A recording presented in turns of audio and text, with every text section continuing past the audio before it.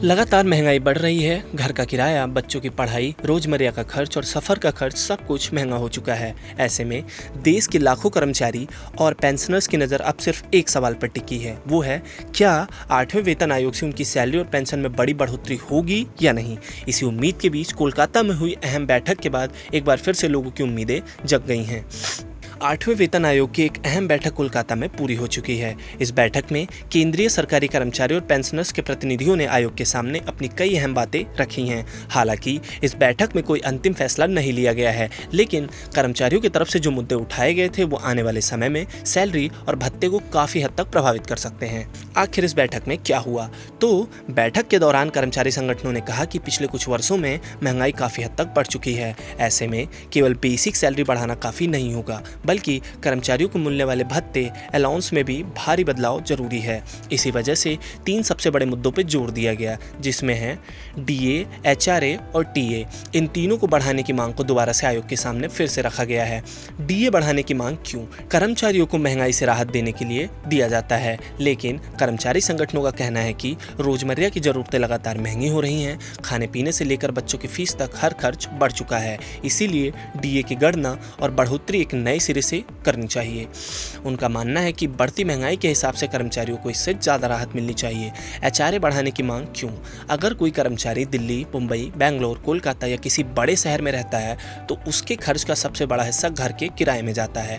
इसीलिए कर्मचारी संगठनों का कहना है कि पिछले कुछ वर्षों में किराए में काफ़ी बढ़ोतरी हो चुकी है। मौजूदा एचआरए कई शहरों में वास्तविक खर्च के मुकाबले कम पड़ जाता है। इसीलिए एचआरए में संशोधन किया जाए ताकि कर्मचारियों पर आर्थिक बोझ कम हो सके। और टीए यानी कि ट्रांसपोर्ट अलाउंस पर क्या मांग है? आज रोज ऑफिस आने जाने का खर्च पहले की तुलना में काफी हद तक बढ़ चुका है। पेट्रोल, डीजल, पब्लिक ट्रांसपोर्ट और दूसरे यात्रा खर्च लगातार बढ़ रहे हैं। इसी वजह से कर्मचारी चाहते हैं कि ट्रांसपोर्ट अलाउंस भी बढ़ाया जाए ताकि सफर का बढ़ा हुआ खर्च कुछ हद तक कम हो सके।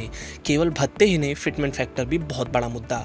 8वें वेतन आयोग में सबसे ज्यादा जिस शब्द की बात हो रही है वो है फिटमेंट फैक्टर। आखिर फिटमेंट फैक्टर होता क्या है?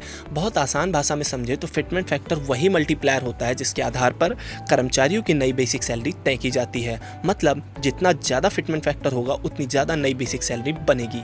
कर्मचारी संगठनों की मांग क्या है? कई कर्मचारी संगठनों ने पहले ही आयोग के सामने 3.83 या उससे अधिक फिटमेंट फैक्टर की मांग रखी हुई है। वहीं कुछ अन्य कर्मचारी संगठनों ने अलग अलग मांगे भी सामने रखी हैं, लेकिन अभी तक सरकार या आयोग की तरफ से किसी भी फिटमेंट फैक्टर पर अंतिम मोहर नहीं लगाई गई है। अब सवाल है कि क्या अभी सैलरी बढ़ गई या नहीं? तो जवाब है नहीं, अभी सैलरी नहीं बढ़ी है। और यही सबसे ज़रूरी बात है जिसे समझना जरूरी है। अभी सैलरी नहीं बढ़ी है, किसी नए वेतन का ऐलान भी नहीं हुआ है और डीए, एचआरए या फिर टीए में कोई भी नई दर लागू नहीं की गई है। फिलहाल आयोग अलग अलग शहरों में कर्मचारी संगठनों से सुझाव ले रहा है और उनकी मांगों को सुन रहा है। अब आगे क्या होगा?